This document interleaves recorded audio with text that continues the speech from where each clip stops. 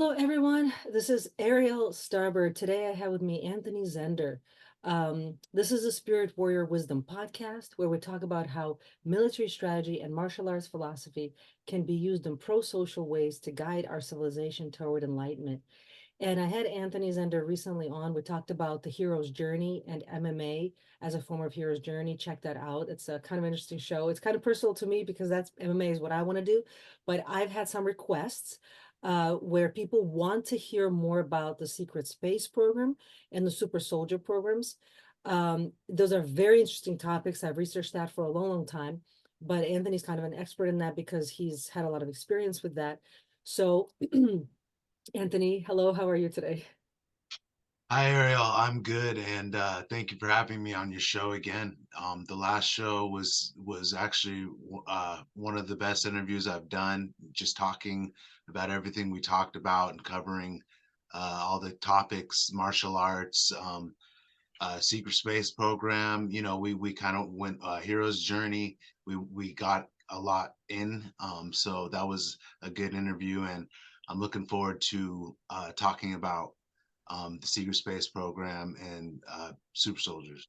Awesome. I'm so glad you say that you enjoyed that because I really enjoyed that show too. It was very personal to me. It was my heart. I was kind of revealing my heart because I've been guided to MMA. I didn't really announce it anywhere. I just sort of we talked about it on the show, and that's kind of and now I'm just training really hard quietly in the background. But this topic is also very close to my heart, and it's something I've been researching for a very long time, but I don't publicly talk about it too much. But I think it's time. I saw some channels where you did interviews get nuked, very unfortunately, because it was great interviews that you did years ago, revealing all kinds of very important information.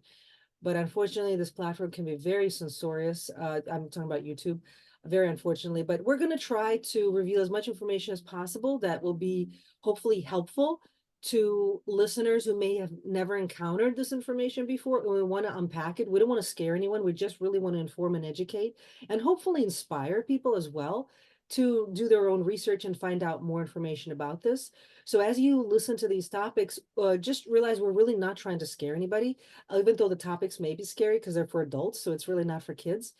Um, but it's all really, really important. It's all part of the healing journey.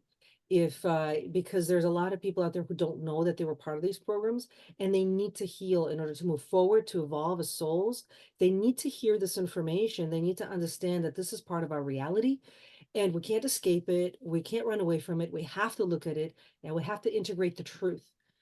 So I'm going to start with absolute basics, Anthony, because I realize that some of my listeners have never heard about any of this at all. And so let's start with baby steps. What is a secret space program? Why is it secret? Well, yeah. Well, let's just yeah, like you said, baby steps. And when you said baby, I'm just gonna start off at the beginning. And also, knowledge is definitely power. So that's why it matters for your healing. Like having the knowledge of what is secret and hidden is important for healing. And so I personally know that because the more I learn about knowledge, wisdom, truth, the more I heal.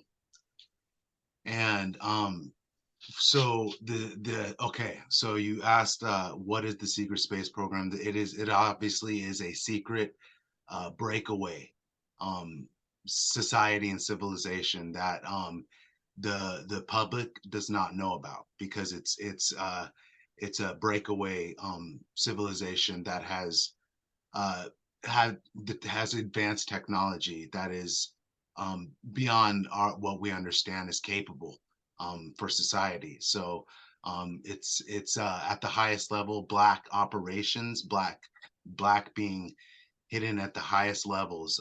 That's what the secret space program is. It's an operating space program It's that's above top secret, operating. right? What's that? It's above top secret, right? Yes, it is. It is. It is. And so that's why you don't hear about it on the news or anything like that, because if people were aware of it, it would change the reality. It would change the consciousness of the reality, and it would change. what they've created, for us to, the system of control and everything. People, if they were aware of this, it would break that system down, because they would be aware of another reality. And they don't want that, because they don't want people aware of this reality yet, because the detriment that it would have if certain information and stuff was coming out, that humanity not being ready for it. That's why we haven't heard about it, but we're living in the time of disclosure now, where the information is coming out for the revealing of the existence of the secret space program. And I'm part of doing that, because I am a MyLab super soldier. I'm a military abductee, and I'm in the secret space program. And where that starts out, though, is for any soul, any person. You do have, it's star seed. You're a star seed genetics, which means you have, coming into this earth, you have alien genetics in you. And that comes through reincarnation and stuff, because reincarnation is a truth. So we've had past lives. I know this is true because I remember, a lot of my past lives. And so when I came into my life, I was remembering my past lives. Uh, in other worlds and civilizations, like Arcturus and Sirius and all these beings get incarnated and they remember their past lives. Here we don't, because the system, you know what I'm saying? The system that we get brought in keeps us from remembering like who we are.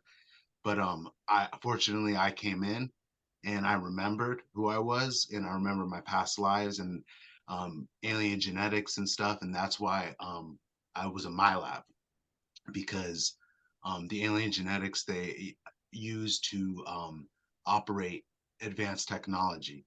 So that's why they MyLab people is for their alien genetics, and then that's when they are brought into the secret space program. I was brought in when I was 6 years old, and that's when they take you down to deep underground military bases as a child, and that's when they start to do experiments on you. I remember this because I remember being in deep underground military bases where I was on tables and there were doctors over me, and these memories come back to you when you're ready, when you unlock them in your soul. So I remember what was happening to me as a child. I was getting abducted frequently, and they would take me to deep underground military bases while they were grooming me and training me to be in the secret space program as a child. And so that was my childhood. Yeah, one image that I had when you were talking about the system of control is the Russian matryoshka dolls, where there's a doll inside a doll inside a doll. So it's not just one matrix; it's many layers of the matrix, and it's almost like the creators of the matrix want to make sure that there's a lot of layers there's a lot of keys and a lot of doors to open before you get to the ultimate truth. It's not just one door, like some people think, well, you just wake up and that's it, you're awake. It's many, many layers. You wake up in stages, and you have to sort of matriculate and graduate through each stage by learning new things. It's meant to be gradual. And some of these keys, you really have to earn them, the keys to open those doors. No one just gives them to you. You really have to prove it to some higher power that you can handle that truth. And I think what happens with, there's lots of stories out there, like yours is very interesting, but there's like literally millions of others, and only some people go public with it. But there's always this one pattern there where when people start to develop spiritually, something happens to them and they start to develop spiritually. Sometimes it's a crisis and sometimes it's natural, organic, spiritual development. They start to be able to get those keys and open those doors, and now they have memories coming back to them about these experiences. And after a while, if you continue on that path, you are able to put the pieces together and you see what was really going on, and why it was happening and what did they want from you. you know? So let me ask you this, because I think you figured this out already by now. What did they want from you? Why were they medically experimenting? Why were they enhancing you? What were they trying to get out of you? Okay, that's a good question. Reasons why they were experimenting, and is because they were making clones as part of the program. They take samples of people that they abduct, and then they make clones as part of the program. And so then what they also do is what's called a soul extraction, where because the way that they make clones, part of it is the technology is that they have to extract your soul out of your body. So in your clones, actually, there's a piece of your soul in each one of the clones. That's how the technology works. It's not a pleasant technology. It's not a good thing, obviously. When they were doing it to this me as a kid, I almost died. Like, I definitely almost died. And I mean, I obviously, they took my soul out. So um, then it's the soul's used in creating clones, and they use these clones on the missions for the secret space program. Like, I have probably millions of clones that they have, and each time they need a clone or a mission in whatever planet, whatever dimension, they'll send a clone out of me, and I'll be able to remember these memories because I have a connection to them. So when I go to sleep, when I have access to my Akashic records, and which is basically your soul's record. And so I will remember my experiences of these clones, and wherever they are in the universe. Yeah, that's very interesting. And so one question, actually, there's several questions that I can already, like, I'm in tune with the public, and I can already see what questions they have. One, where they get the technology to take souls out of a body? That sounds like some people are like, how's that even possible? How can you take a soul out of a body? Right, right. So these technologies obviously come from nefarious entities that are, they are bargaining with our governments uh, to get technology, so our government can have these technologies. The secret space program and the military, they make bargains with ETs and treaties that allows them to do like abductions on people, and so they get the technology from these negative entities, and yeah, What kind of entities? like the Greys are one faction that do abductions and are responsible for What are the the grays? What are they exactly? they are from the our future, when the timeline of our planet did not go well, and so that's what they formed into, kind of like a soulless uh, a soulless synth. Like, they're cyborgs too. So they are, what I have heard is they are actually from our future, where it didn't go good, and that's what they turned into. Yeah, and for the people, just so they visually can understand what a gray is, actually there's different types of grays, but a very common one is it's like a humanoid extraterrestrial. So it's got arms and legs, a childlike body, they're short, they have big heads. And from my understanding, although they have biological flesh, they also have chips in their brain. Like, they are part AI. They accepted the AI, they accepted being cyborged. They released their ability to have emotions and to procreate in a human way. So they only procreate through cloning. And from my understanding, that race started to die out because they didn't anticipate that when they accepted being a cyborg, that spelled the end of their civilization. And that's why they came back into the past, which is us, to basically like try to do it over to like, okay, this is where we messed up. Let's try a different direction, right? Yep. Yep. And that's yeah, because time travel is part of the secret space program too. And that's another thing too why people don't know about the program is because time travel is kept a secret as well, because as far as the public knows, it doesn't exist. And Exactly. if that were accepted, it would change our reality. And which is in the process of happening, because people are going to wake up more and more to what UFOs are, like what is actually going on around us. Exactly. And I know some people, they see UFOs several times a day. They just look out the window and they see them. And I've met people that have never seen any. And they're like, there's no such thing because I've never seen any. So it's interesting how people are literally living in different layers of the matrix where they have different facts and different truth available to them. It's kind of interesting. Um, and because I've just worked with so many different types of people over the last 20 years in my practice, I've heard it all, where people are completely asleep to being totally awake. And Mhm. how the That is the thing, is like actually it is, because when I woke up, I was in the world of common day. I was in the matrix. I was oblivious. I kind of, I was in the Marines. I actually did a tour in the Marines, went over to Iraq, got back safely, and then when I was 22, I got out of the Marines, and that was when I was kind of lost in life, didn't really know where I was going, and then that's when I had my spiritual awakening, and I was 25 or 22, and then I started. That was around 2012, and that's when I actually got my call to adventure, and then that's when I went through my spiritual hero's journey to escape out of the matrix.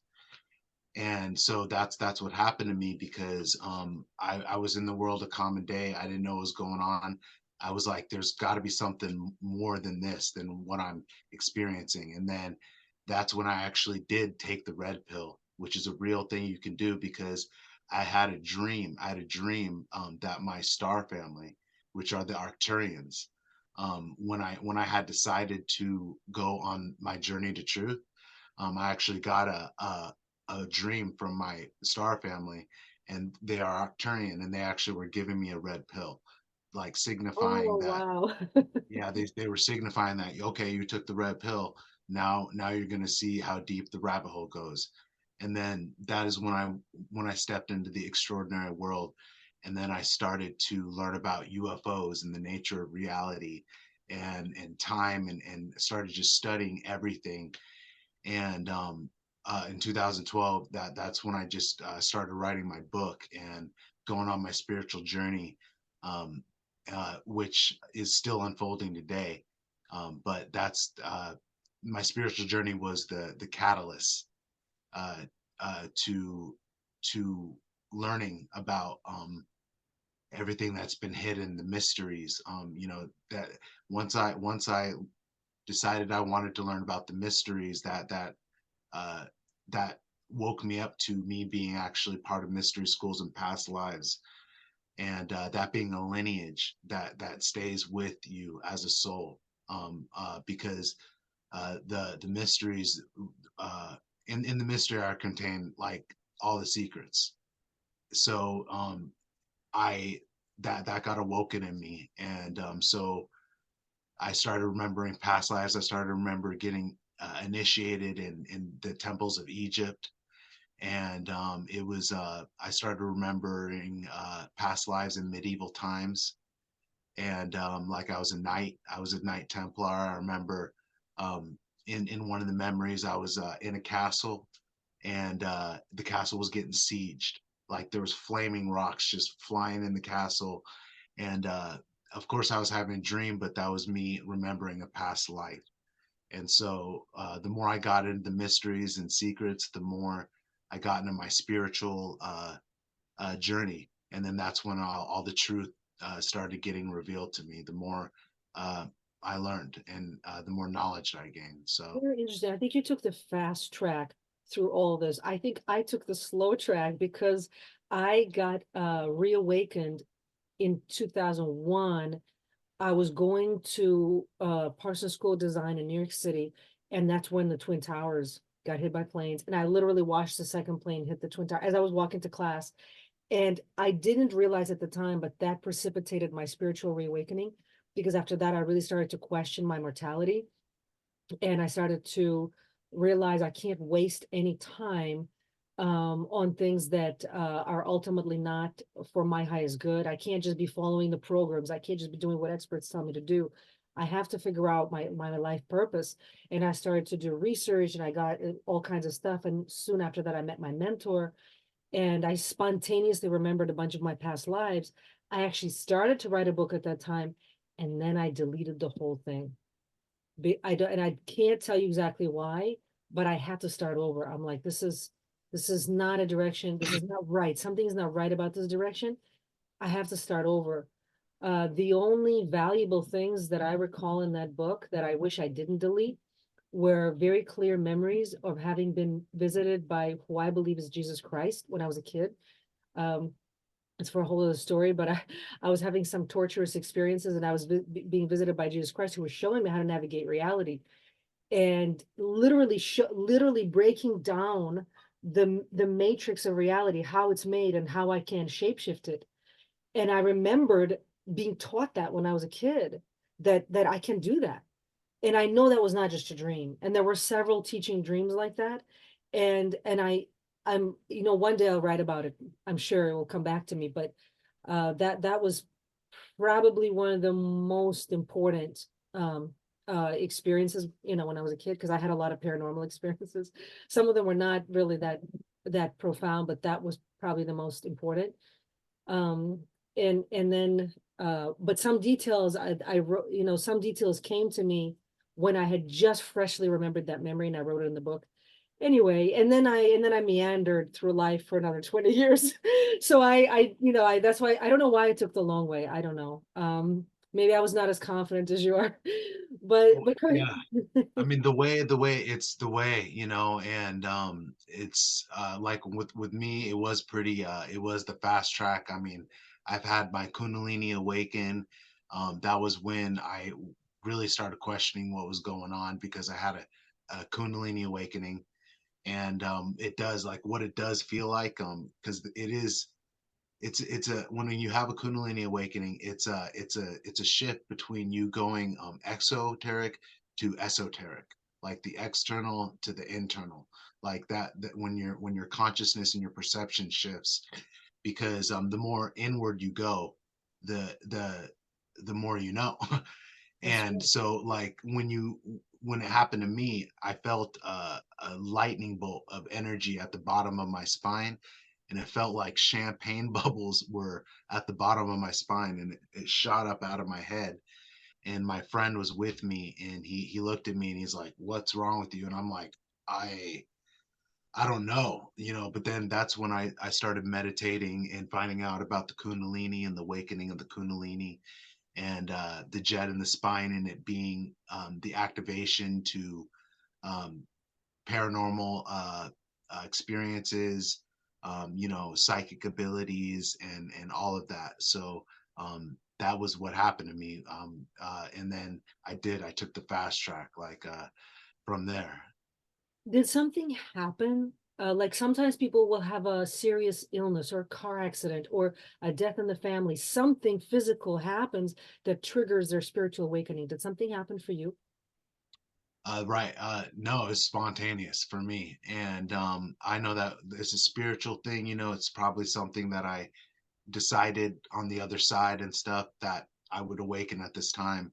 And that's what happened to me. But after when I did that, that's when I started having the most extremely mystical experiences I could ever it- talk about, because after it happened, there's this one time where I went out to the end of a dock, on a lake, and it's just a mystical setting, beautiful mystical setting, and that was when I really started meditating, started getting out of the matrix, learning how to get out. And in this experience, I was sitting there probably about for 45 minutes. And then I just out of my third eye, I mean, this was, I believe, my third eye opening, because I literally saw the all-seeing eye in my mind. I saw it. And then I'm like looking with, and I'm like seeing the eye blink, and I'm looking at the eye blink, and I'm like, holy crap. I'm like, that's a blinking eye. I'm seeing a blinking eye right now. And then what happened was I got transported because I was having an out of body experience. And then I was floating over a desert, like, because I started making out um, you know palm trees, and I could tell it was a desert. And I was actually remote viewing, having an out of body experience. And then I actually saw the Great Pyramid, and then I'm like, oh man, I'm like, I'm in Egypt. Like, and so that was when I started having realizing that I was having out of body experiences, and how we have those. Exactly. Anthony, when did you start having recall of your super soldier programming? So oh man, it was about when I was 20. It was when I was 25, because that was after I got out of the Marines, and I started having, my spiritual awakening. And then at 25, I started having realizing that I was having memories come back in my dreams. And once I realized I was awakening to being a super soldier and remembering missions, I actually went into the Veterans Affairs, because I was just reading all about UFOs, just gathering that information, having paranormal experiences, remembering missions, and I was just like, I needed to talk to somebody because I was remembering. And so when I went to the VA, I went there, and then that's when I had my first government agent visit, because they're aware of us, and what we're remembering and stuff. And they came in and they started asking me questions, like, and so I had when I went into VA, I had a guy come up to me just out of nowhere, and he had been in the office, like waiting there for me. And he's like, hey, how's it going? He's like, so I'm Commander such and such from, I was on the Navy, and I used to be on carriers and submarines. And so he presented himself as someone high in the military to me. And he's like, so yeah, he's like, what are you up to, these days and stuff? And I'm like, I'm going to this class here, and I'm just here to talk to these people. And he's like, oh yeah, he's like, well, that's cool. He's like, come over here for a second, and I'm like just following him around. And then he's like, yeah, sit down. And I'm like, all right. And he's like, yeah, he's like, he's like, if it were up to me, I would assassinate the president of Iran. And I was like, okay. I was like, that's, I didn't know what to say to that. And then he said, yeah. And you know how easy it would be to get a nuclear bomb into the United States? He's like, all you'd have to do is row it to shore. And he's like, but all that's the tip of the iceberg. So all of this talk was like really secretive, like talk about sensitive information. Why do you think he was And doing that? What was the point of that?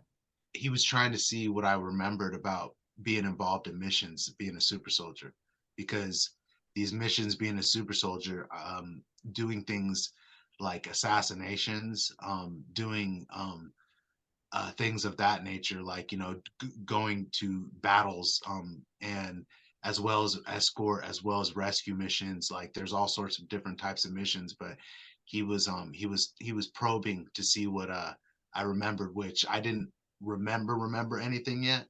But that was what he was doing. And then he knew I was writing a book, and he's like, yeah, he's like, hey, you wanna we should meet up sometime and talk about your book. And I was like, yeah, okay, let's do it. So he gave me his card.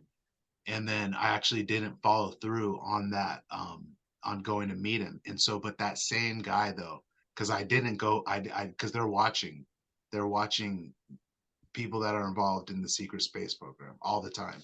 They're watching my labs, because they are national security risks, because if you remember, start remembering, you can start telling people and getting people to believe and stuff like that, and they don't want that. So that's why they keep a close eye on you, and you're always surveillanced. You're part of the targeted individual program, so they know where you are. They know where I am right now. They're watching me. They're and so this was the first indication that I was aware that someone was watching me, because that same guy that came to the VA, I didn't follow through with him, and he then showed up to my church, and he was talking to someone that I knew from high school, so he had information that I knew this person. You know what I'm saying? So I walk in and he's talking to someone that I know, he's setting everything up, and I went through the church meeting, and then he comes out to me. He's like, "Hey, you need a ride back home?" And I was like, "Yeah, I do." So we got in his car, and I was talking to him, and I'm like, "So what do you do?" And he's like, I'm a berry farmer." He's like, I'm a berry farmer," and I'm like, "Okay, okay." And then he starts talking about military stuff again, like high class military stuff. And then we get to my house, and he's like, this is where he drops the bomb, though, because this was when I was first awakening, and I didn't know how to explain everything that I hadn't grasped the ungraspable, being able to explain the unexplainable yet.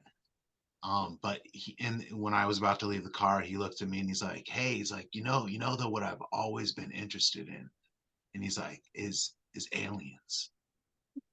And I was like, I didn't know anything yet what was happening, but I didn't know what to tell him. But then that's when I got out of the car, and I never saw that guy again. But he was that was my first government agent visit. And if you're part of the programs, you'll get government people coming into your life. Very interesting. Yeah. So that to me right away looks like a handler who is trying to come in and handle you. And either he temporarily succeeded and was done, or he failed. Hmm. But Yeah, I think he failed, because that's all part of my awakening, was getting out of their control. So I think he failed. yeah, I think ultimately he failed, which is good because if they're able to put a handler on you, then yeah, then they can get you to do various things and suck you back in. Like Like if you have they do know too that I'm gonna talk, I'm gonna disclose, I'm gonna talk, but I do have protection too. That's why I'm not afraid to do it. Like, very good. yeah. So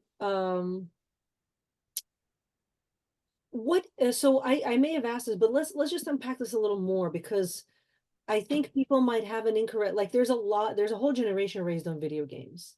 And video games present super soldiers basically just, like a more skilled, better dressed version of a regular soldier. But what's the difference? What is the difference between a regular soldier in a regular army and a super soldier? Well, okay. Super soldiers are highly augmented, to be able to do psychic abilities, like be able to use telekinesis. I have memories of being on missions where I am throwing people into walls, with using my mind. And I also have memories of get telekinesis being used on me. Like I have memories of just like someone lifting me up and then like turning me around, and they threw me against a wall. So abilities like telekinesis, teleportation is because you can teleport, and running really fast, like running so fast, like basically what they show on X-Men, all the abilities. The super soldiers have these abilities, and because they're highly augmented, technologically um, advanced, over what a regular soldier is. That's why they're used in the secret space program, and for black operations, like operations that people don't hear about. Against aliens, creatures, other dimensional energy, or extra dimensional entities and stuff. Super soldiers are used um, for these purposes. So let's look at this. This is very important. And I think because I've had people, when people learn about this, sometimes their response is, that's so cool. I want to be part of that. How can I be part of that? What is the problem with that request? Okay, you don't want to be. That's the thing. Like you really don't want to be. It sounds glamorous and cool, because video games, but it's not. It's not at all though. It's actually a horrific nightmare that you have to work through. And Why is it a horrific nightmare? well, because of all the abuse, MK Ultra, all the mind fracturing, mind wiping that you go through, all the trauma that you go through on missions. It's if you're not able to understand, what you're experiencing, like it's gonna be traumatic for you and really hard to work through. Let's explain My MK my Ultra. I'm able to work through it because I was in the military in this life, and plus my past lives too helps me uh, understand what I'm experiencing when I have my memories. And I think you're kind of If you're stoic not with ready that. for it, it's going to be very shocking, and it's gonna be it's gonna have an effect on your life. That's right. I think you're kind of stoic and kind of tough already, by your personality, your nature. And some people aren't necessarily, they were picked for the super soldier programs for some other reason, not because they're mentally tough, but let's say they're very psychic, or let's say they're not, or they're intuitive, or whatever. They have certain skills or they have certain DNA, they're part of a certain family line.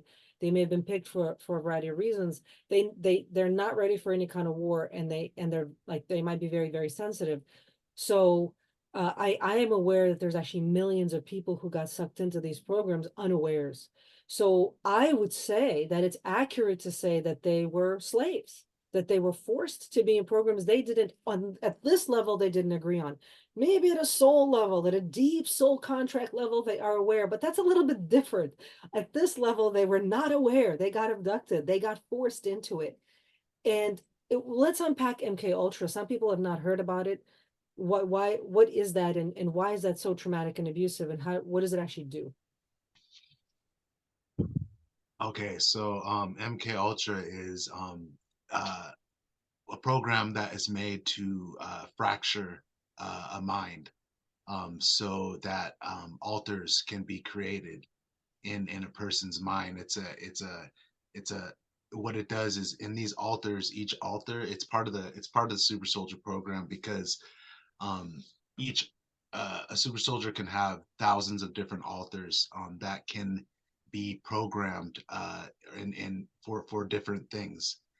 And so that's what they do is, when they have a super soldier, they mind fracture them, do MK Ultra on them, create alters, and then extract those alters out of them, and put them in clones, to use their clones, like, and program the alters with whatever it is that they need for the clone, to for the clone to experience the mission. So And what um, kind of trauma? See, I think people don't underestimate.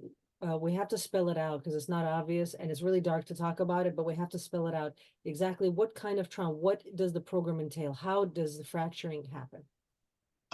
completely just scaring the shit out of you, and also doing things like drowning you, locking you in boxes and stuff. I have memories of those happening as a child, and see, those are memories that get erased. They erase those from, but you can remember those. So I don't think people want to have those memories, but it is part of the program. And the thing is it's one thing that is important to understand is when you hear about this, you're like, this is horrible. This needs to not be happening, which it doesn't. It needs to stop though.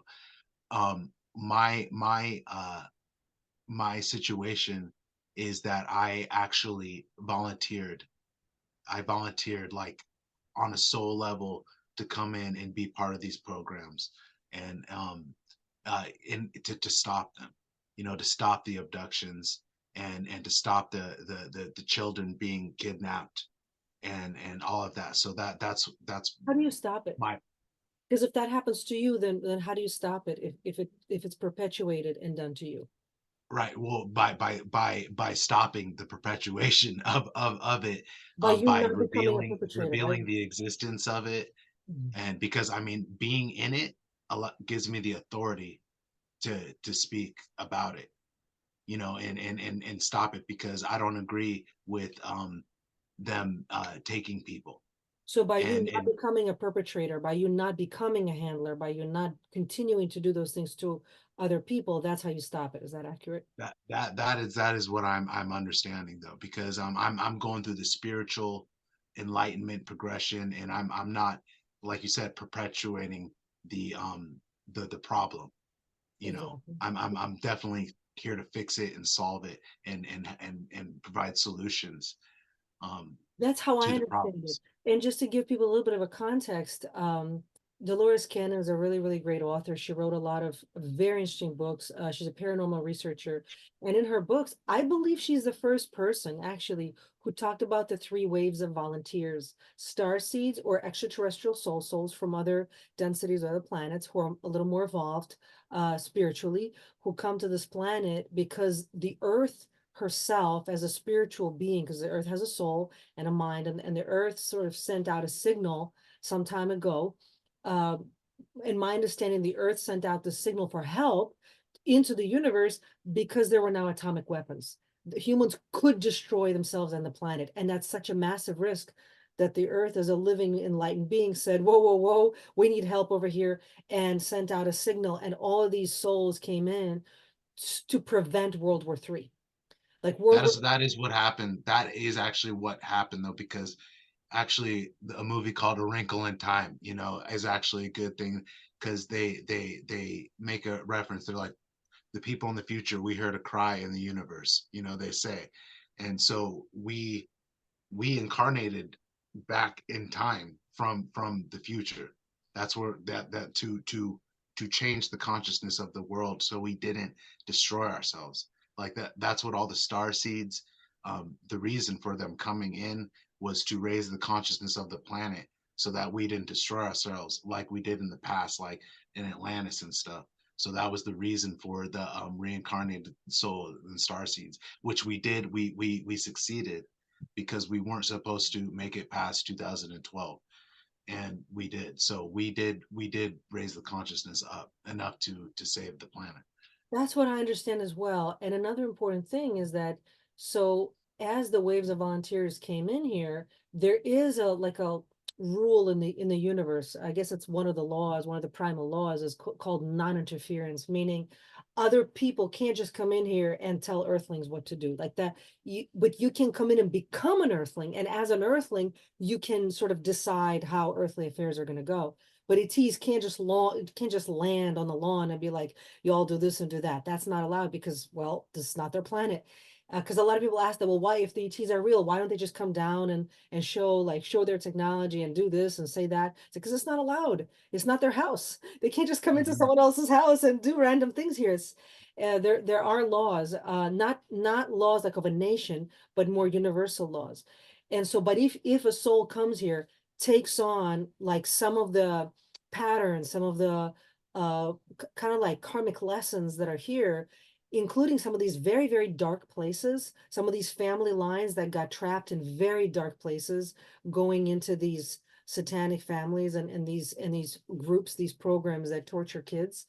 And so as these star seeds came in and they took on as much of that as possible, they were able to then transform it inside their own bodies.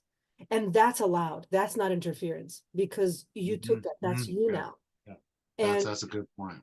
yeah, Yeah. that's how I understand it. And so, and then we can talk about it and we can have influence and it's all okay. But yeah, that means we have, as Starseed, I'm also a Starseed. We had to go through enormous amount of processing of the darkness on multiple timelines, multiple levels at the same time, because we're multidimensional. So, and then transform that into light, transforming darkness into light. So that's how I realized I'm a spiritual warrior, and I think you are as well, because that's what warriors That's do. We that's the transform darkness. purpose. Like it excerpt from the Emerald Tablets is this my children, your purpose in being, transformation from darkness to light. It just makes it very simple, that's why everybody's here, and that's what I'm experiencing is from darkness to light, and stepping more in the light every day as I heal more, um, you know, learn more about myself, and like actually like because questioning authority is the beginning. Like you have to just question authority, what you've been told, what you're seeing, and part of that actually is being in darkness. That's why in the mystery schools, part of like actually in the ancient days they actually had people in darkness for like 10 days, like, like 20 days, so you could experience the darkness. But that's you have to be in darkness to see the light, to get to the light. So That's right. Another, so just to give people a little more of understanding, what exactly is this darkness that basically children have to go through who are part of these programs? Well, I think we have to spell it out because people really have no idea. And I've heard lots and lots of interviews. I'll just give an example of something. I can't remember if it was Max Spears or Michael, I forget his last name. He changed his last name twice. But like, Aquino. no, the other one. Yeah, I know Michael Aquino. That's a Oh, very oh, scary okay. character. Michael, Oh, Michael. Okay, okay, yeah, okay. they were like talking together. It's been a Michael few years. Prince. Michael Prince. Yeah. That's it. That's it. One of them was talking about how, as kids, they were like, I believe maybe by Michael A. or one of those groups were taken into a field, and kids had to fight each other to death, and some kids died. Like that's like, yeah, teaching kids martial arts great, but teaching them to fight to the death. These are not yet teenage. These are like kids. They're like 7 or 8 or 10, and then like actually forcing kids to kill other kids. That's traumatic. Yeah, kids can't really process that yet. It's even hard for adults. Even adults are traumatized. Like police officers, trained police officers who have had to kill people, they're traumatized by that. Think of how that fractures a child's mind to have to kill another child. So that's just one example, and there's hundreds of things like that that kids have to go through in order to be fractured in just the right mathematical, technical, surgical way in order to produce a certain amount of these what they call a hive mind. It's like a perfectly honeycombed mind where they then take a part of that one of those sections and send it into a timeline as a super soldier. So I had to figure all that out because I was helping some people who had those issues to help them integrate all of those parts back into a whole. And you can actually heal and integrate, but it takes time and you have to understand what you're dealing with, and a lot of people don't. And the reason we're having this Right. conversation in depth and unpacking it is so that people who have had these experiences can start to understand, oh well, so now I understand my experience. This is where I went through. This is why my life is the way it is. I can actually heal. Because a lot of the people who went through these things, sometimes they're in disability, they can barely function and they don't understand why. No one actually came and explained it to them, or they are in kind of negative situations and they can get out of them, and there's hope and they can heal, but they have to understand of what, like, the entire story of their life. They have to understand it. It's not, they can't like take a pill and heal. It's not going to be like that. Yeah, yeah. Understanding it is the key to the healing, and um, like understanding that is like who is behind this is one of the questions, obviously, and that is that is the NAZIs. They are the breakaway civilization that are behind the abductions and the super soldiers and all of the missions, and all of the control that's going on in the world. It's actually the NIZIs. Yeah, and the reason Uh, we have to say it like that is because YouTube otherwise might, doesn't like that word. But we have to say what it is. That's the factual historical fact we have to and talk that's about. the thing is when you were talking about the children killing other children and stuff. I mean, that's part of their training as super soldiers. Absolutely. That's what they taught. I remember that's the thing is like as a super soldier, I remember as a teenager, this was on the moon. I was on the moon, and because when you're going through all your uh, deep underground base training, military training, and stuff, you then get transferred to the moon to the Lunar Operations Command. What's going on in the moon for more training? And I actually remember my memories from there. And actually, there was one memory where I was in a school, like a classroom full of children, and like literally you can see these on the NIZIs how they were training children. But I was in a classroom full of children, and there was a screen that we were watching. It was an advanced screen, and Hitler was teaching us Mhm. so about Atlantis, actually about Atlantis, which is significant though because part of the knowledge of the breakaway civilizations is knowing the truth about Atlantis, Mhm. and that it's not just a myth. That's part of the awakening is learning about the truth of Atlantis. So talk So about that so we were getting taught that. exactly. So you were part of Kruger. Kruger is, as I understand it, was an AZI super soldier secret space program, but from another timeline, but they connected with our timeline.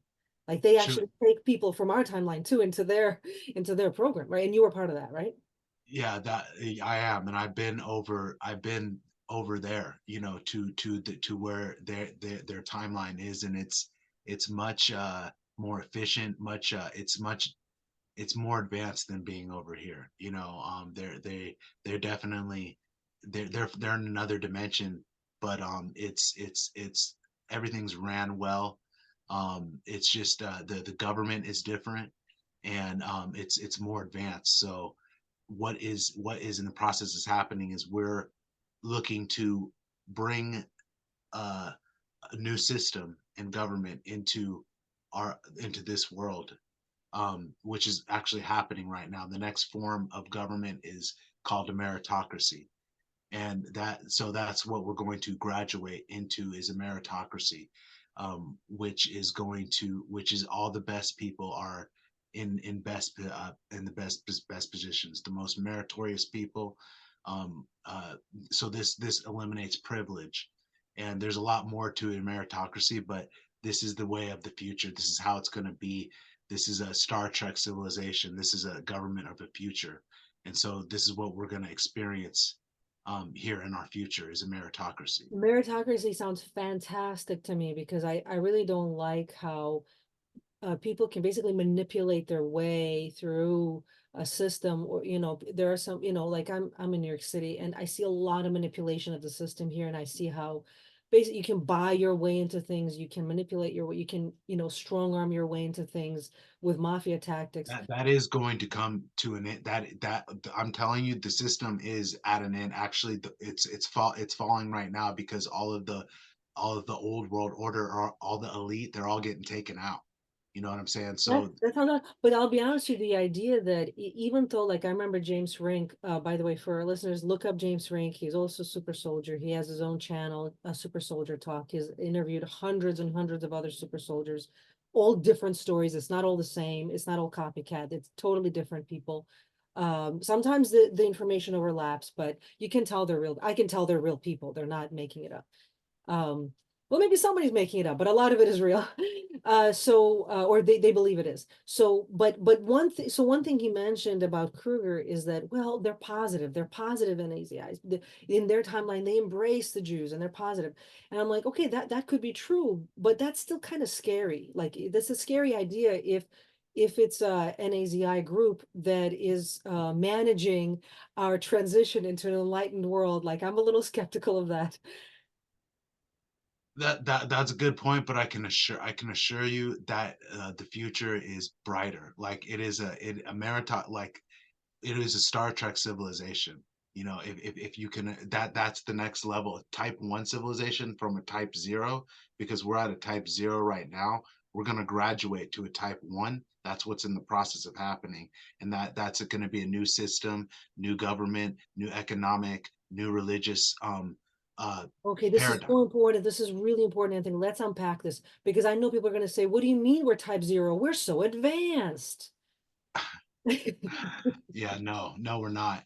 We're not. So the Kardashev scale is actually a scale that measures advancement of civilizations. And there are many civilizations out there that are like type 4, type 5, type 3, and type 2. And the reason why we're type 1 is because or type 0 is because you have to get out of basically the solar system in order to become. You have to have the technology to get out of the solar system to become a type 1. And most And people haven't so, gotten out of their neighborhood, so that's why we're type 0, okay? This is why. right, but here's the thing though, is we do pri- the breakaway civilization is already at like type 3.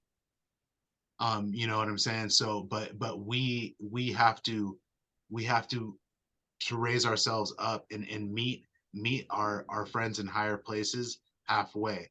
So if we spiritually advance, we'll start to be able to um, handle the technology to start to go to the stars. So that's our destiny, and our future is actually going to the stars. Like, and that's what they've always been holding back from us, the elite, the rich.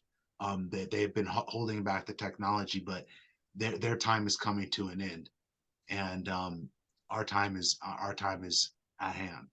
Now, something that I had heard, I don't know if it's true or not, but from this is just some research that I gathered, and you can speak to it and let me know if you think any of that is true.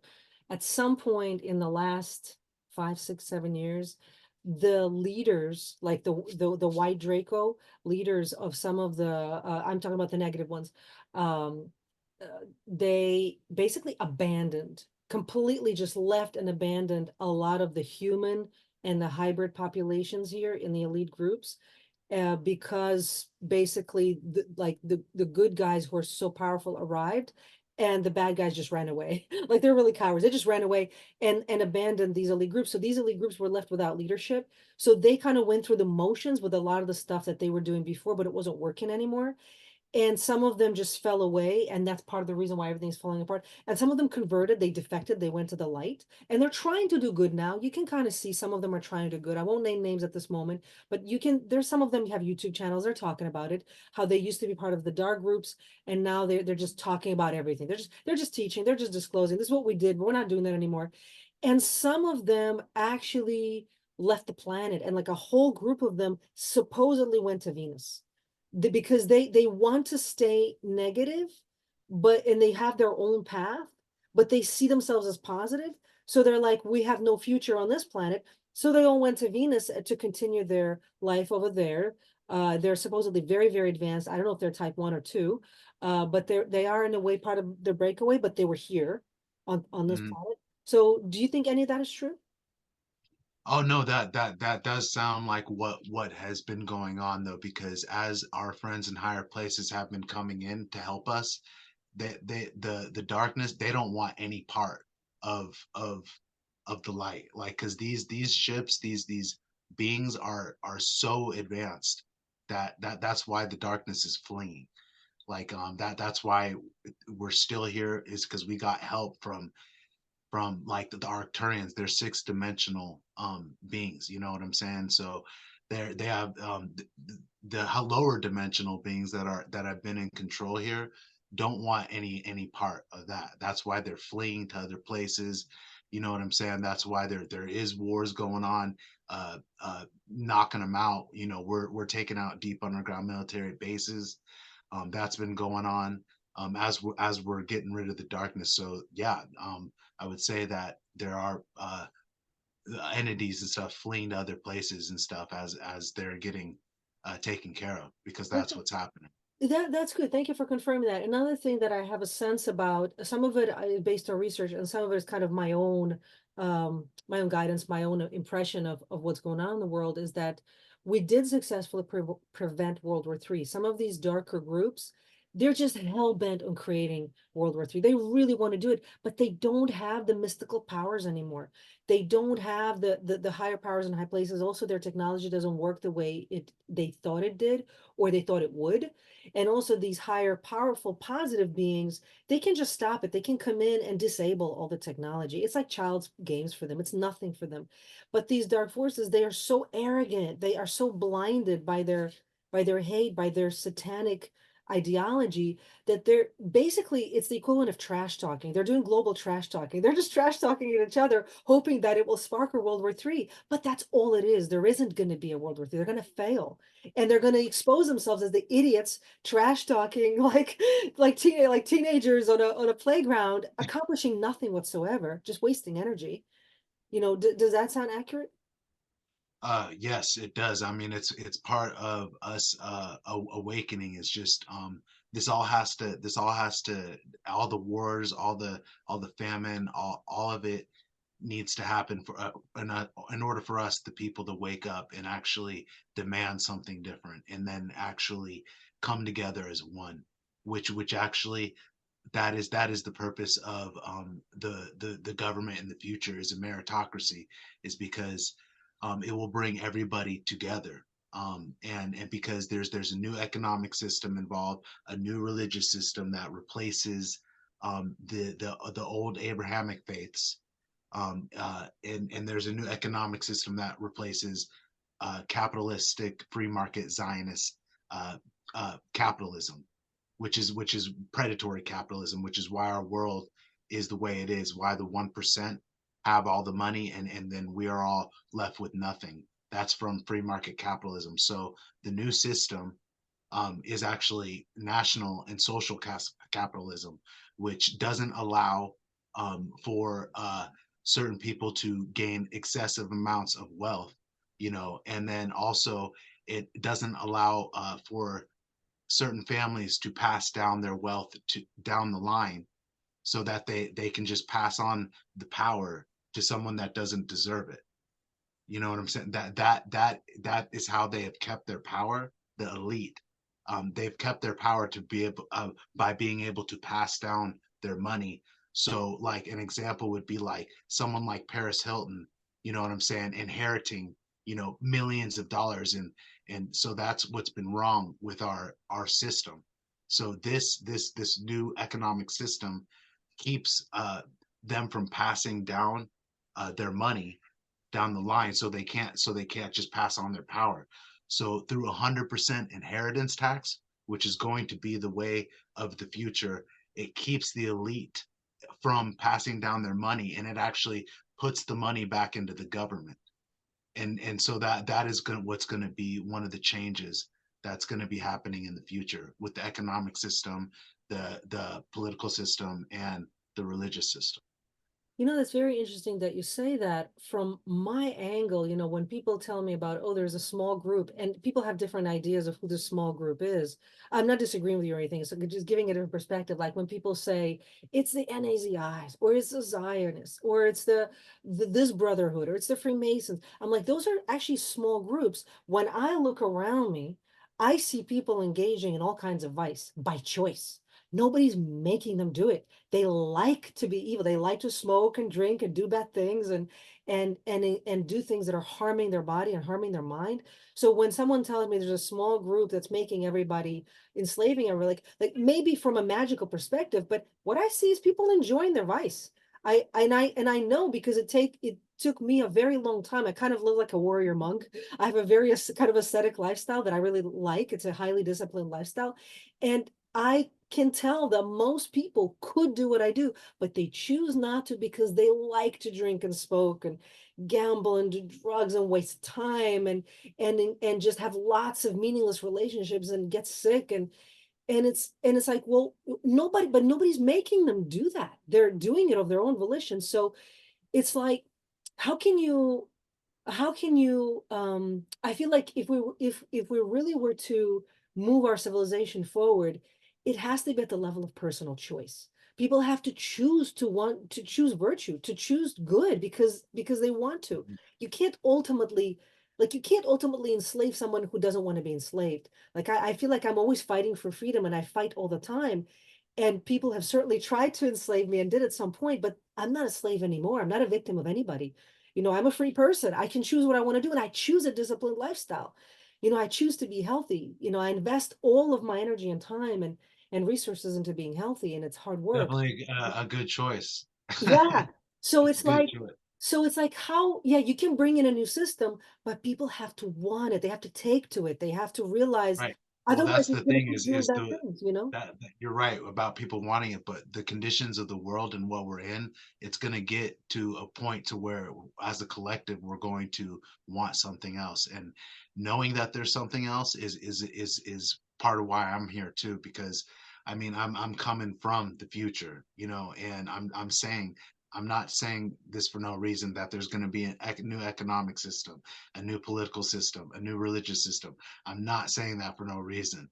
I'm trying to get people ready and prepared for the changes that are happening for us to advance, What do you think is and the go to the internal next change? level. What do you think is the internal change that has to happen inside a person to make them want to give up the evil things they're addicted to, actually, and Mhm. and go with something more positive?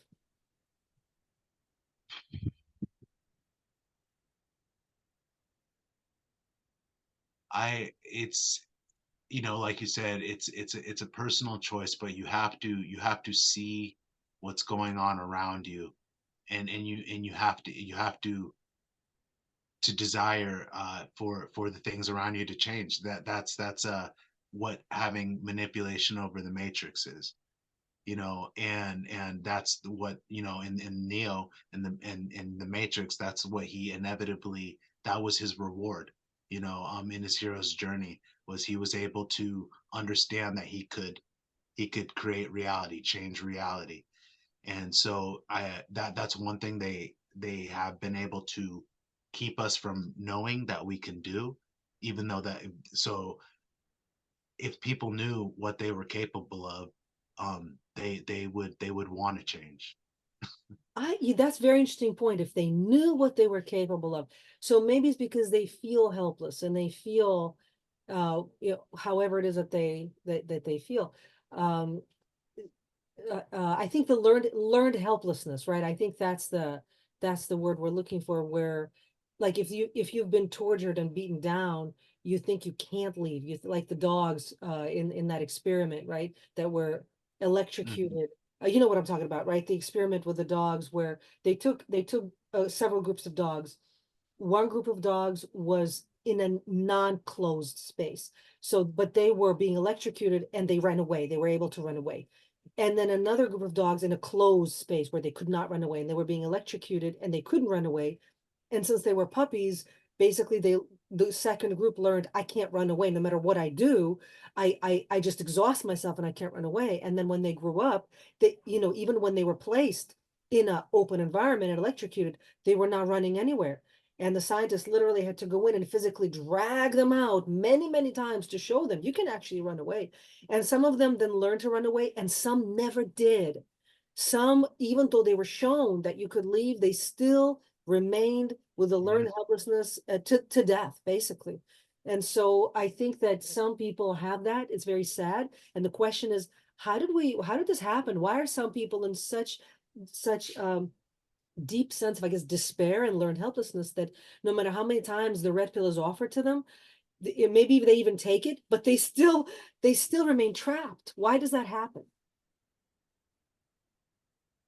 It is like from what I understand, it is like what they've created called the prison of the mind. There's different uh, terms that they've come up with to explain the prison that they've created for people, in their mind. It's actually also called a Roman term. It's called the panopticon, because it's basically a mind prison that you create that's actually not really there. You know what I'm saying? It's actually not really there. And I think a lot of people, have been obviously through propaganda, all the different facets of mind control, and a way of ways to control people. People are have been subjected to this, all of this being here. And it does take a hero's journey to be able to escape it, and most people, like a lot of people, like you said, it's easier and safer to stay as a slave. You know what I'm saying? Take the blue pill. And but the freedom, like you said, the path to freedom leads to truth and the escape. You know what I'm saying? So that's what's Absolutely. important. So to that point, I'll say something that's going to be more shamanic and in the Jungian psychology, that if someone is choosing to be a slave, inevitably they're going to attract a bad guy. Whether you call it an NAZI or Zio or whatever, or Freemason, whatever, Draco, you're gonna attract a bad guy who's going to enslave you if you choose to be a slave. But as soon as you start fighting, you're going to be able to overcome that eventually. Ultimately, it comes down to choice, I believe. That even if you have been enslaved, maybe when you were very little and you couldn't, like when they pick up kids and they torture them and they turn them into super soldiers, yeah, that happens, but you can fight and you can win. And I feel like that's a message I just repeat a million times a year to all my clients and every talk show I do. Like, you have to fight to win. If you don't fight, you can't win. Even if you don't know how to fight, just start swinging, start doing whatever. Just do what you can do and you'll I figure it mean, out. you're in it. You're in the Yeah, fight, so you're in it. you might Yeah, as well fight. that's And right. that's another important point, is just not quitting. Never giving up and not quitting. I learned that, through fighting and stuff, but I had to push myself to get to that point of not wanting to quit. So you have to want it. You have to really want to win and be successful here. Which it's not easy. You know what I'm saying? But the harder the road, the more skilled the traveler. So Yeah, you have to be in my view, I think you have to be willing to sacrifice. If you're a slave or if you feel that you are trapped, you have to be willing to sacrifice everything for freedom.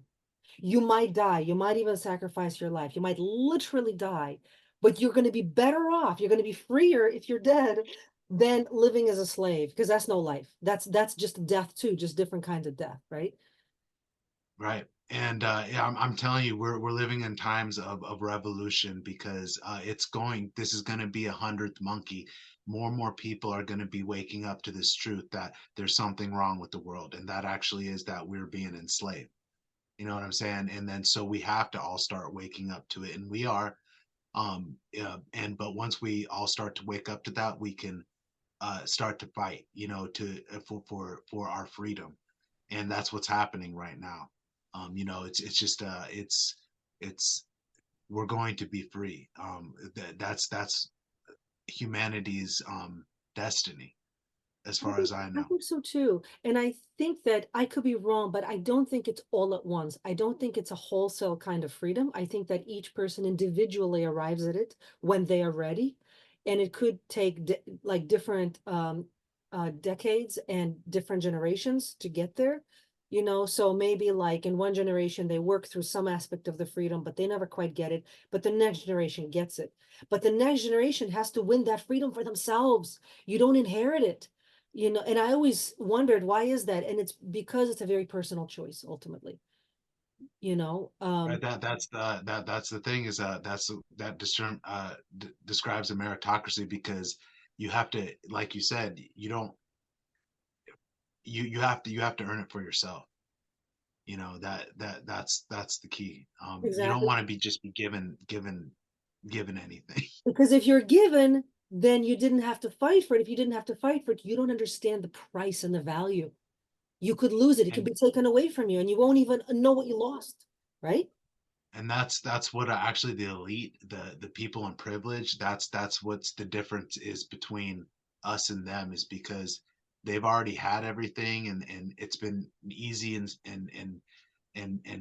smooth sailing for them, but we the people have actually had to fight, and become strong, and they're not strong, because they have had everything, privilege and stuff. So that, and here, on Earth, progress of the soul is the only thing that matters, and so if you're going through a fight, there's definitely, I feel like, more soul progression that's happening there.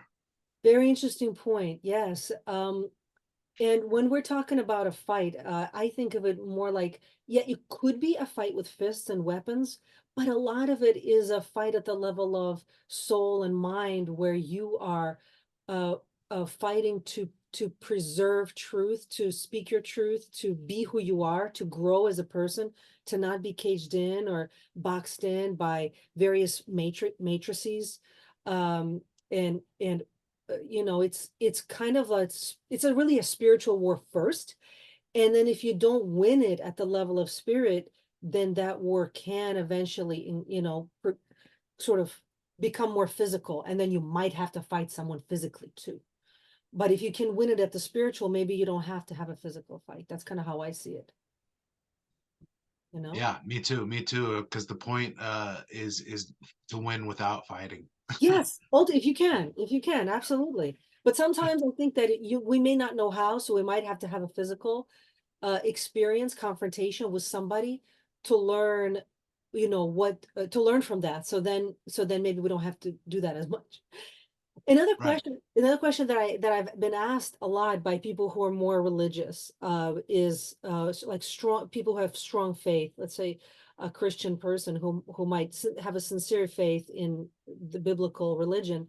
They often ask, how does God allow the secret space program and the super soldier programs? How does God allow soul theft or like soul shredders? That's something we didn't really mention, but yeah, apparently they in the secret space program they can steal a bunch of souls, shred them, make them into like pulp, and then use it as to animate, clones or animate machines or animate whatever they want. And it's like, how is that allowed? People ask that. How would you answer that? Well, I would answer that with like with love, and actually the granting of free will. God allows for everything to be done, free will to be done. So he allows for negative, dark people to create technologies and kidnap children and stuff like that for us to learn, what's right and what's wrong. So that's what I would say to that. Yeah, and I would also say that there are many, many examples in the Bible where, for example, David was a great warrior who had to learn to trust God. So sometimes we are given tests or given very difficult situations, even as kids, because that child might have a very advanced soul. It just happens to be in the body of a small child, but that soul could be a great warrior in training. And that's part of their training, even though from our human perspective, it's horrific when children are tortured or raped or medically experimented on, or killed many, many times and then revived just to be killed again. And all of that is part of the secret space programs and super soldier programs rather. And yet the soul is learning something from that, even though that's very, very negative, but the soul could actually be learning something very important, because the soul can't be killed. Ultimately our spirit is infinite and indestructible. You can't destroy an energy. Hmm. But the soul can be changed, it can be morphed and shapeshifted. And so these dark forces, they can come in, and through manipulation and through magic and through convincing a child of something, they can cause a child to give up a part of their soul, or take on certain beliefs that direct them into a certain timeline. And then it's part of that soul's learning to learn to fight that dark force, to withstand that dark magic, to not believe the lies, to see the truth. And that's a very tough teaching, but we're also tough souls, right? We can some of us are very tough souls, and we're here to learn. We're not here to play around, right? Yeah. Right. No, that's it. We're here to learn. We definitely are. So Let me ask you a couple of questions that people have asked me in the past. Is it true that every planet in our solar system has living beings on it and that have some sort of military installations that the US government has access to? I'm not sure about every planet, but I do know that there's stuff going on on Venus, installations and stuff. I've had missions there. Mars, definitely. Saturn. Uh, and those are the ones that I know of. What about the sun? I know that the sun is actually a portal. Yeah. That's what I know as well. Yeah, it's got water inside and like it's a water Yeah, portal. Yeah. yeah, yeah. So, but yeah, I'm not sure about like I don't think there's anything going on in the sun. So Is it true that there are rescue operations going on now for quite a few years, rescuing children and hybrid children from dumps? Dumps are deep underground military bases. Is that true? yes, yes, that is definitely true. That's part of the clearing out of the DUMBs and stuff. Is there's actually black operations going on, and we're rescuing the children from the DUMBs. I actually have memories of a mission of going into a DUMB, and had to infiltrate the DUMB. Had to knock out a guy. I remember I was going in the back door. I knocked out a guy, and then when I was in the DUMB, I used telekinesis, and then I actually through two other guards through with telekinesis. And then I remember rescuing three children and having them with me, and I was leading them out. And we were getting extracted. We were waiting for an extraction, but I was with three of the children, and we did get extracted. But that was one of the missions that I remember. But the DUMBs are also getting bombed right now. They're actually getting bombed. Like you can, if you're around, like there's actually DUMBs around here in Washington where I am, and you can hear them getting bombed because their DUMBs are getting taken out. Yeah, So and there's some stuff online where booms are heard and people are recording. that's been happening because there's DUMBs getting bombed, and they're using what's the what's the they're using space-based weaponry, like rods of God, and they're also using I forgot what kind of bombs they're called, but like yeah, there's some sort of nuclear bomb, but yeah, they're getting taken out, and the children are getting rescued too. Yeah, so there's Gene Decode. I don't know if you've heard of him, but he puts a lot of very interesting information out for a few years already, regularly about the different dumps all around the world that are being taken out, which are under white hat control, which are under black hat control, which are being fought over, et cetera, et cetera. Then there's also Michael Jaco, also super soldier, also talking about how he's been doing all that stuff. So there's other people talking about it. It's not just us. In case people think that like, oh, that sounds crazy. It's like there's actually a lot of people talking about it. Just pay attention. You'll see that they're there. You will never hear about this on CNN. Just forget about that. That will never ever happen. But if you just pay attention and do a little bit of research, you'll see Yeah, that if you, they're it will actually lead you into do some research, and get you'll some you'll research. get led into a new reality for sure. Absolutely. There's rabbit holes of all kinds where people are talking about this in detail and actually in real time participating in this too, by the way. So yeah, I've had I think I have some flashbacks. I do I know I participate in some of these missions and I do have some flashbacks of rescuing kids, a lot of kids. But I what I recall is they're not normal kids. These are genetically engineered hybrids. They will never fit into a human society, so they are immediately taken off the planet. Like they're mixed in with dolphin and human DNA. They're like super genius, but they could never live in the society. They would be made fun of. They would be like not they would not fit in and it wouldn't be good for them.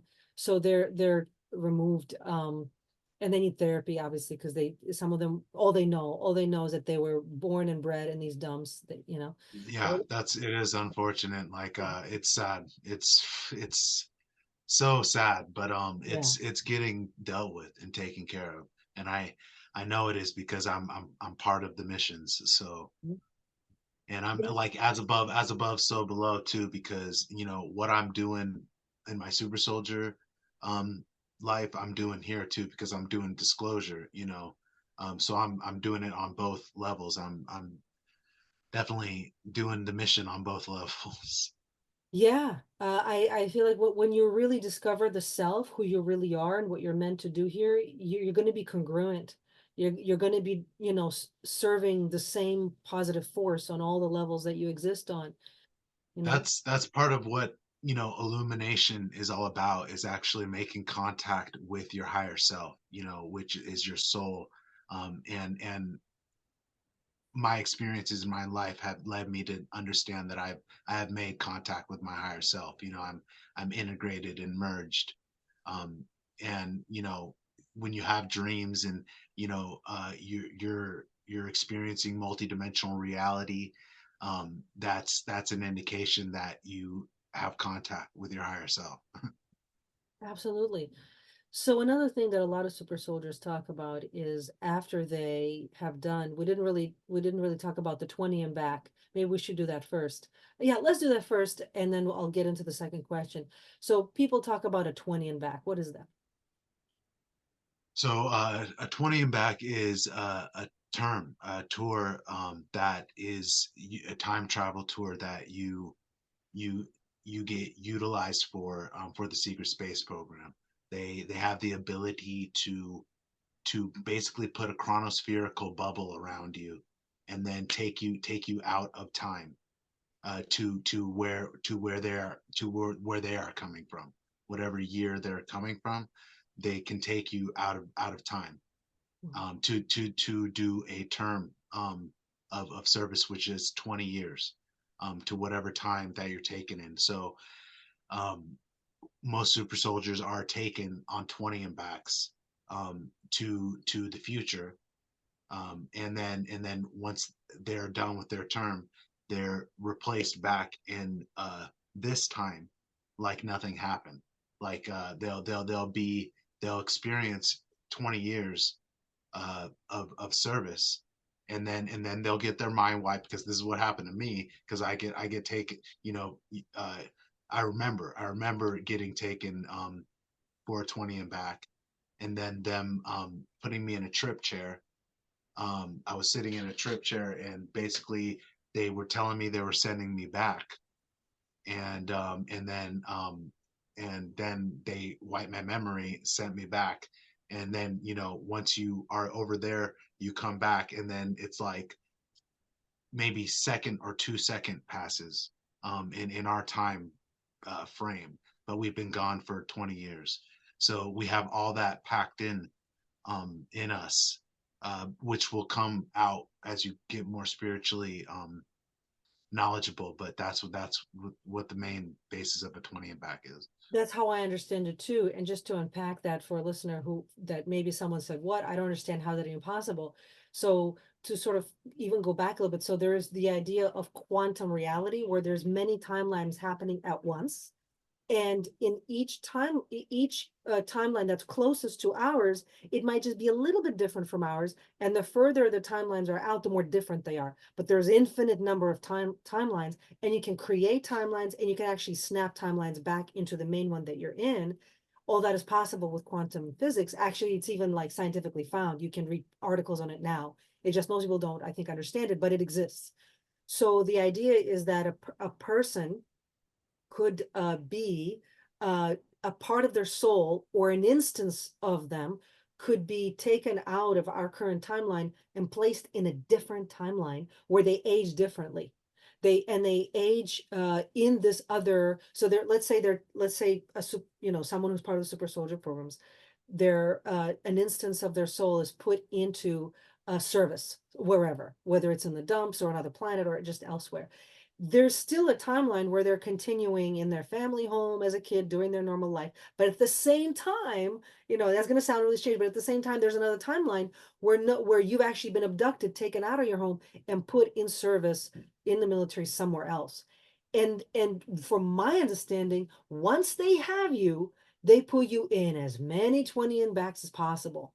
Someone said they can only do three, and then the body starts to break down.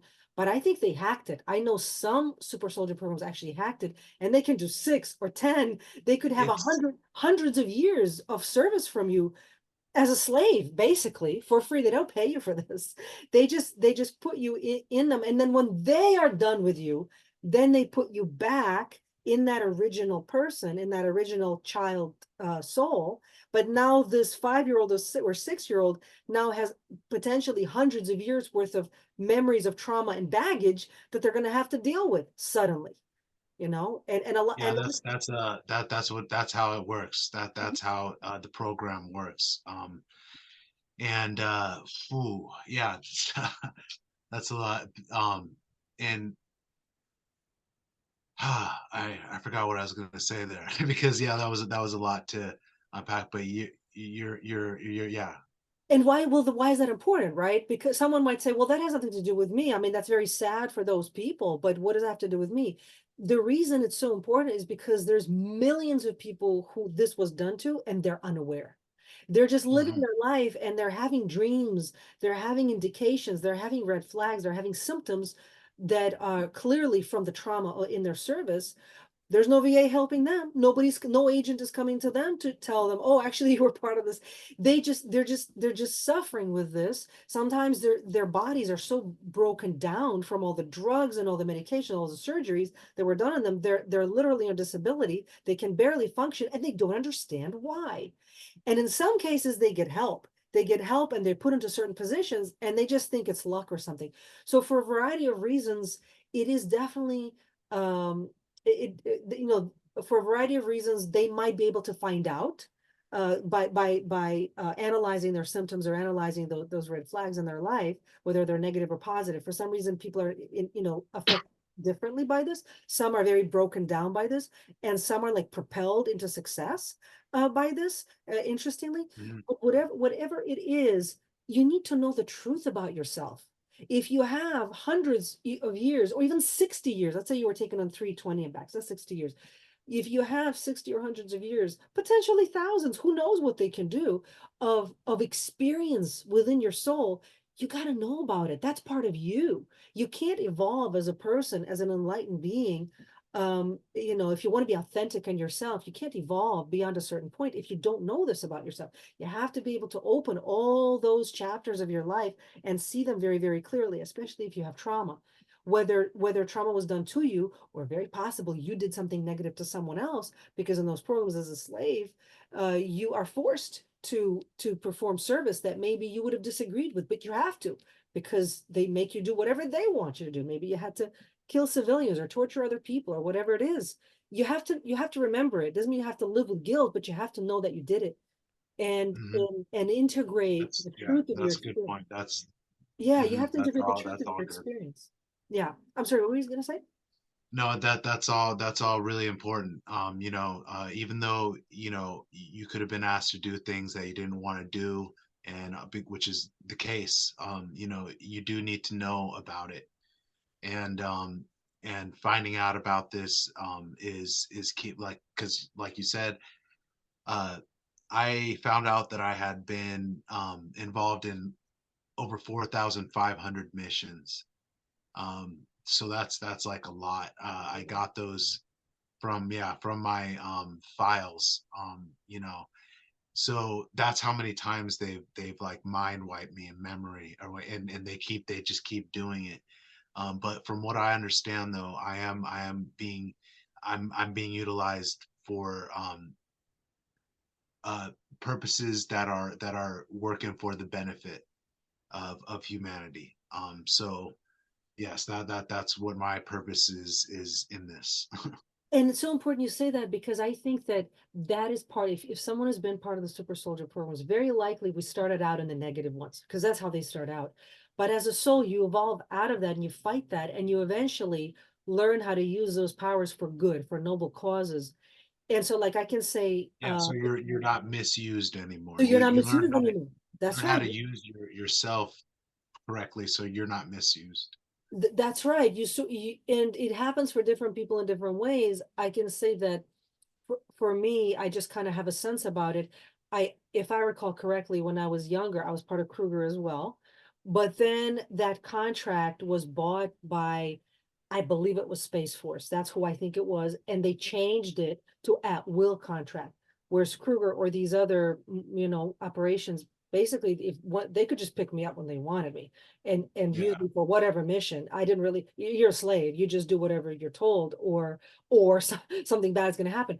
But once it's a at will contract, you can choose and decide if you want to take that mission or not. And if it agrees with your soul, you will take it. So like rescuing children sounds good to me.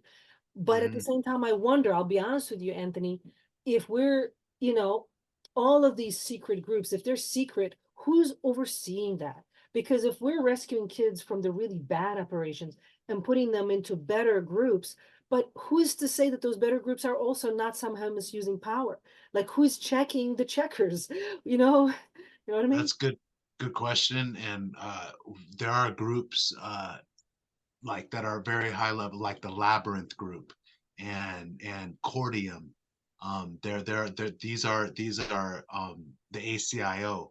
Like these are organizations that are obviously extraterrestrial, high level organizations that are overseeing the all the operations and how things are unfolding.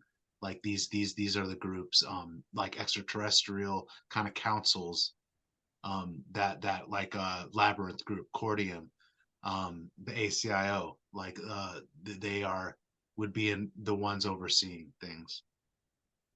And then the question remains, who is overseeing them? Right. Well, yeah. See, you just go up higher and higher up the chain. I guess there's really no end. But like I mean, maybe the Celestials or the Eternals or something like that. Like I don't know what goes up. I don't know that. I don't know the answer to that. Yeah, and that these are the eternal questions I ask, and I hope that God, however I think of God, the ultimate higher positive power, I think of God as positive. I don't have any animosity or hate towards God, but I recall a particular person who was through some of the worst negative super soldier programs. She's like, I am so done with the biblical God because why would God allow all this? And it's like, well, she has a point. On the other hand, I see how this all ultimately serves. Like when you reach a certain level of evolution, you can see how even the bad guys do serve a purpose. I'll give you an example. I'm not defending them, by the way. I'm not defending anything negative being done, but just to give an example of a like scientific experiment that was done on mice or rats, where so they were put through a labyrinth or a maze, and there was cheese or reward in the middle, and they got there eventually. Like it took them a certain amount of time to get there, and some didn't get there. They sort of like meandered and walked off. And then but the other, and it was timed, right? But there was another experiment where they put the cat on the other side of the room, and they got to the cheese way faster. And I think that from my understanding is like the matrix here is really, really dense, and it's very, very difficult. And a lot of souls, they came here with good intentions to learn, to get to the cheese, to win, to succeed at life, and they completely got lost. They've been here for millennia, cycle after cycle, going nowhere, just sort of along for the ride, just wasting time, wasting energy. And from my understanding, the higher beings were like, okay, there's no judgment, but you're really wasting resources and wasting time just hanging out in this matrix. It's meant to be like a learning process. You're not meant to stay at the rungs and just hang out on them. It's like No. missing the point. And so the cat was introduced.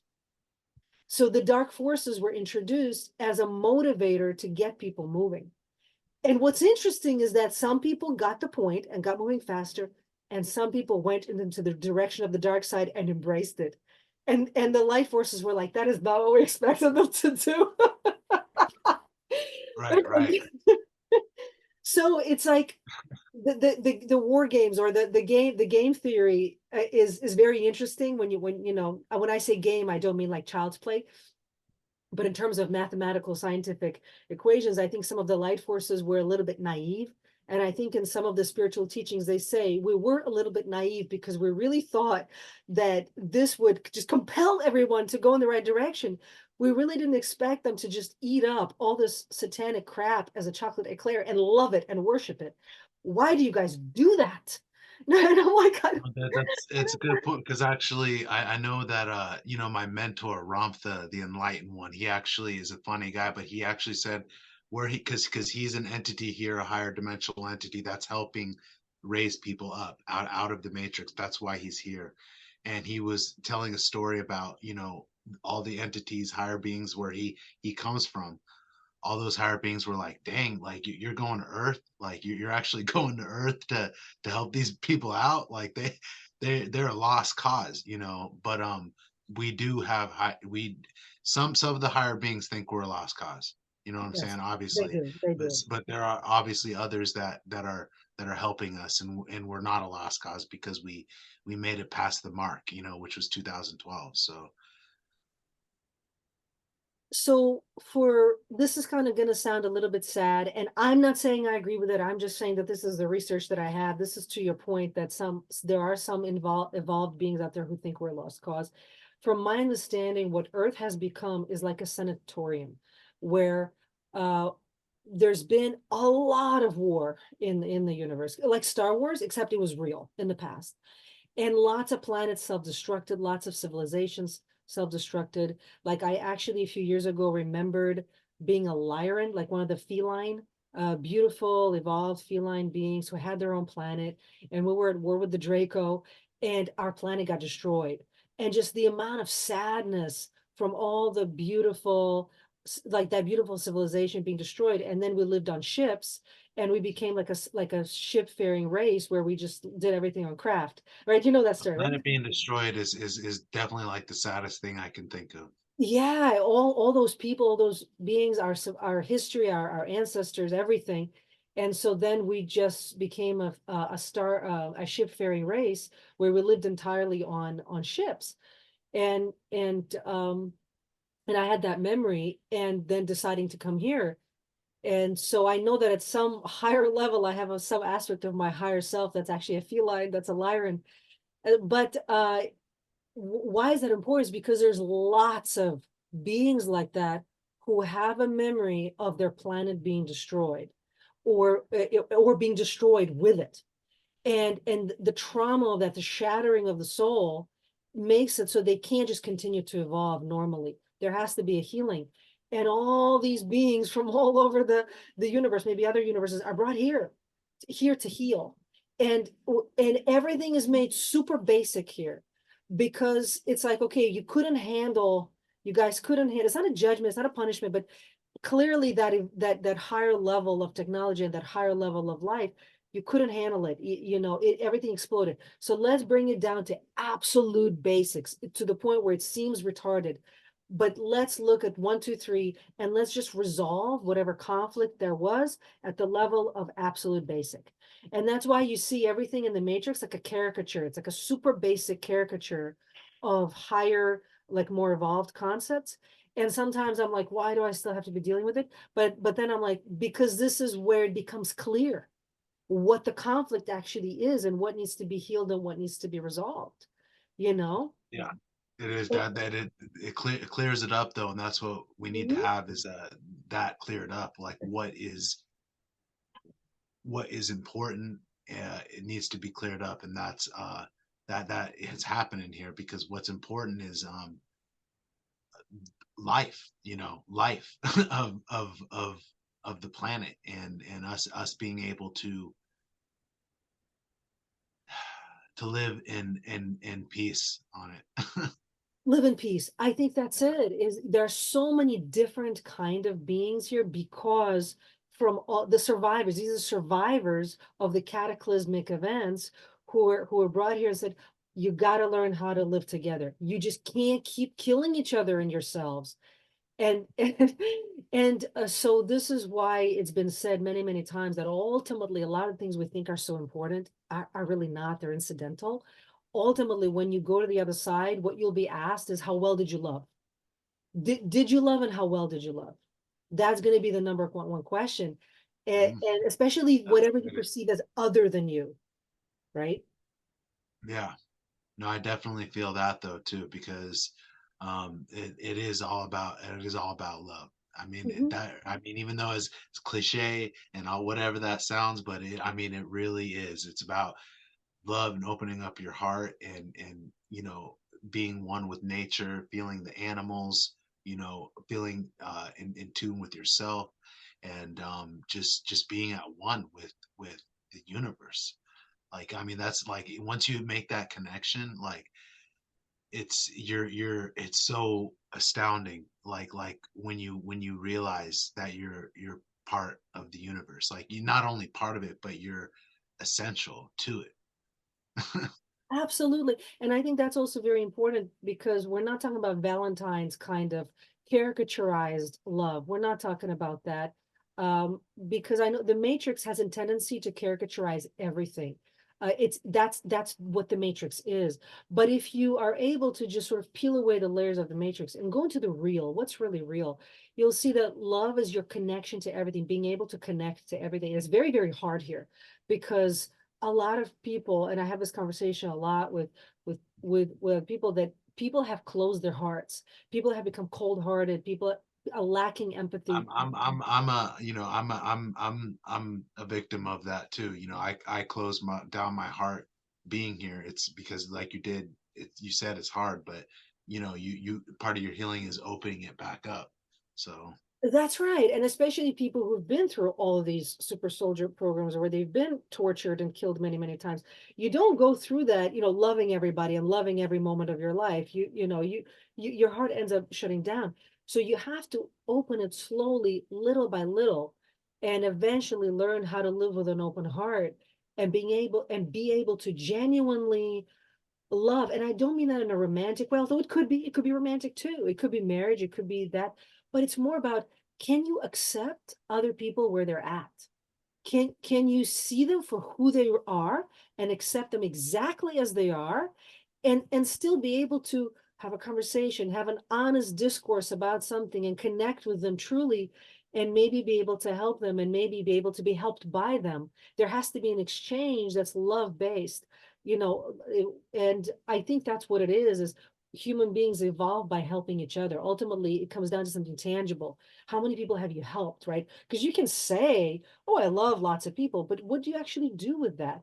And it comes down to, well, how many people have you helped and how did you help? How was their life impacted by something you did? and you just like you got to begin by helping yourself too, you Oh yeah, know, you got to help yourself. That's true. because yeah, right, and the self love and just because that's where it does start, you know, for sure. Yeah, self-care, very, very important. Your cup has to be overflowing. If your cup is empty, you can't help anybody.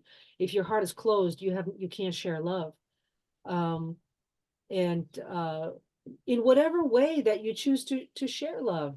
Some people are rescuing animals. Some people are coaching other people. Some people are helping kids, with problems, with disabilities or whatever. Some people are teaching. There's different ways to show love. This is all a form of love. When you give something to other people that they need, that they can't live without, they can't live in this world, they can't succeed in this world without something that you have for them. um I kind of want to give an example. It just popped into my head. Little ways that we can show love. So once upon a time, when my son, he must have been like 7, and he said something to someone in school, like shut up or something, very like basic kindergarten stuff. And the principal wanted to talk to me. The principal asked me to to have a meeting with him. I'm like, this is so silly. So I go in and I'm about to tell them, look, shut up is not a bad word. Why are you making such a big deal? So I start to, and the principal used to be a football coach. So I sit there and I start to talk to the principal. And the conversation is not about that at all. We start maybe talking a little bit about ourselves, but within minutes, I'm crying because I'm talking about how this is my ex, how mean he is, how like that relationship doesn't work, and how it's impacting our son. And so the school principal is like, he's looking at me, he's like, "Do you work?" I'm like, "Yeah, I work." He's like, "Well, you don't need him. Why don't you just leave?" And I'm like, this is the best relationship. We've gone to like couples there. We did this, we did that. None of it worked. Here, a football coach gave me the best relationship advice. He said, you don't need him. You're smart. You work. Go and do your thing. Yeah, Why? that's what you needed. That's what you Yeah, that's needed. what I needed to hear. And I'm like, this little moment of love that all it wasn't hard for him to say that. He just, and it was kind of funny because I was like, you're right. So I needed that meeting with the principal, not my son.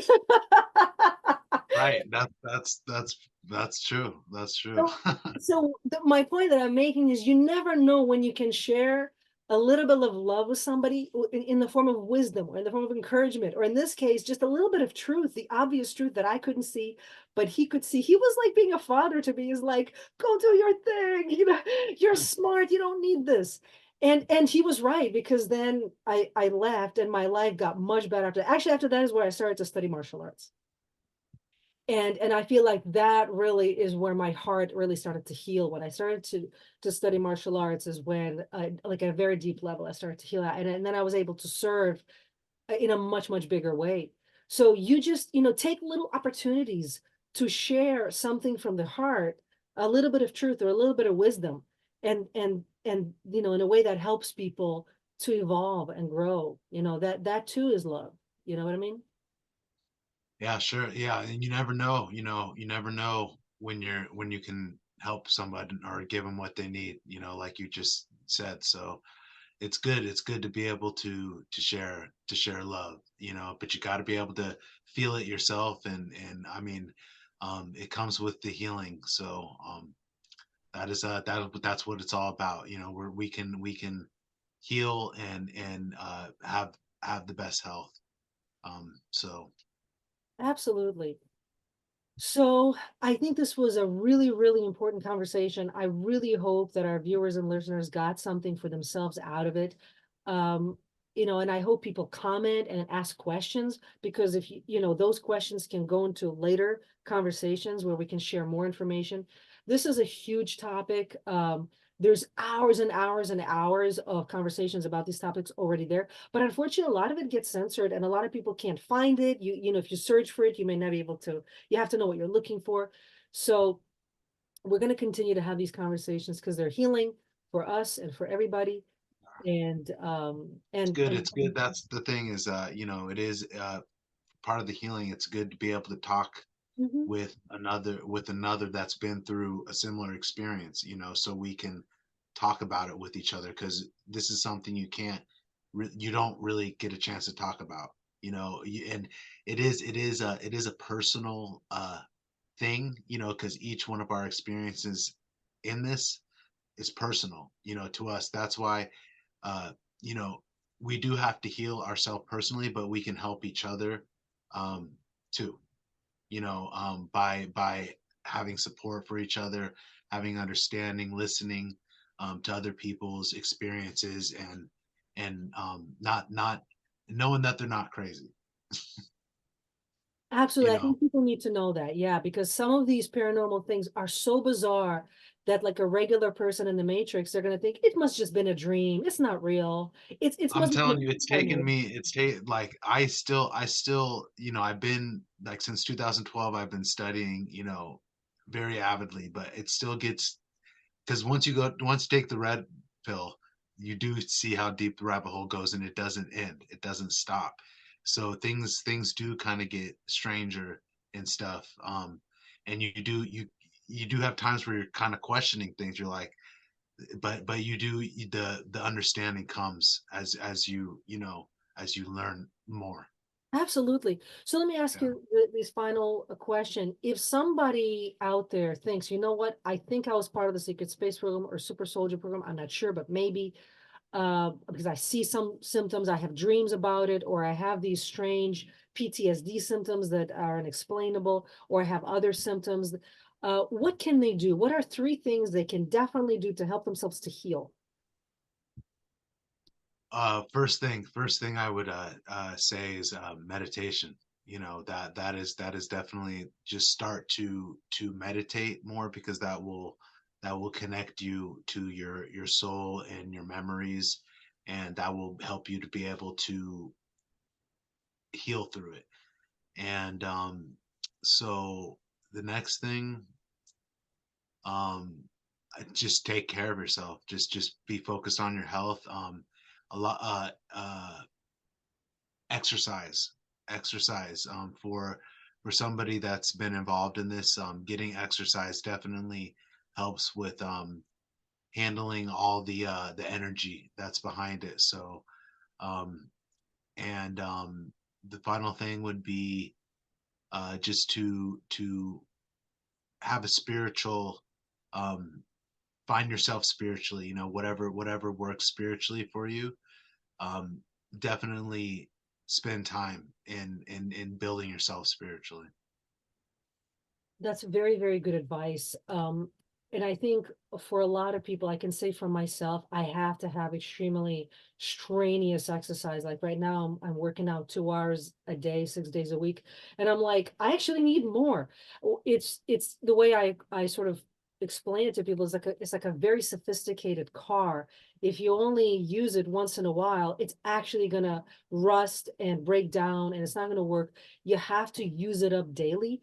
And for people, for whatever reason, people who are part of these programs, your body is designed to withstand enormous amount of physical strenuous activity. You're meant to be a soldier. You're meant to be on mission.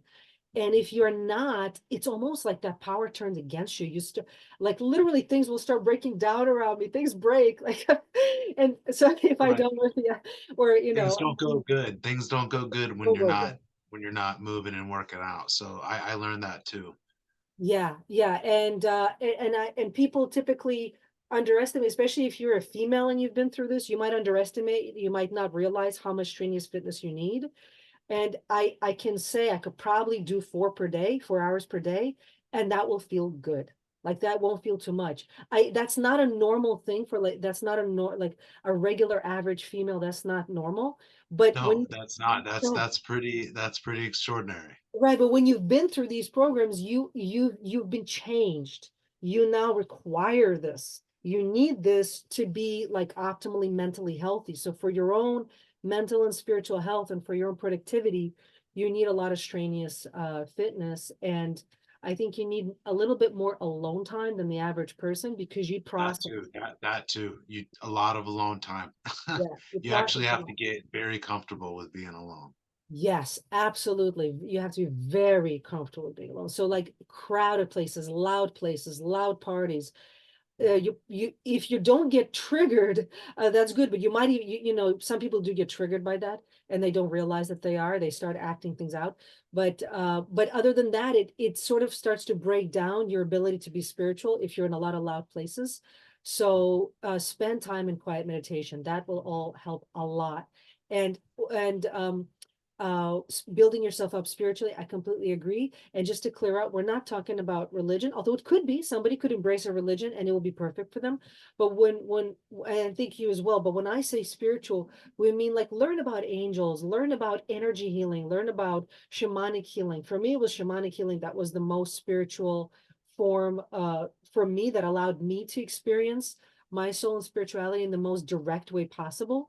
um so go on shamanic retreats, go to Peru, do these things, go into sacred sites in nature. Being in nature is really, really critical for healing.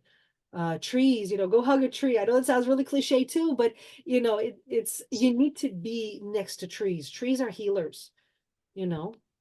Yeah. Yeah, Mhm. it is.